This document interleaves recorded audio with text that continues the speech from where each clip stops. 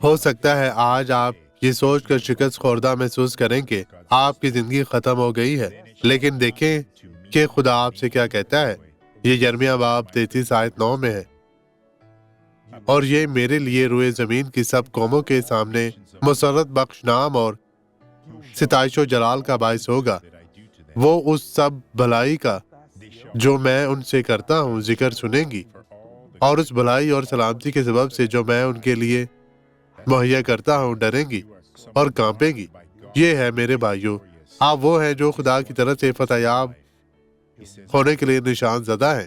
یسوع آپ کی زندگی میں ایسا کرنا چاہتا ہے۔ باپ، میں اپنا ہاتھ ان تمام لوگوں کی طرف بڑھاتا ہوں۔ خداوند ہر طرح کی زندگی کو برکت دے یسوع مسیح ناصری کے نام میں، اور آپ کہیں آمین۔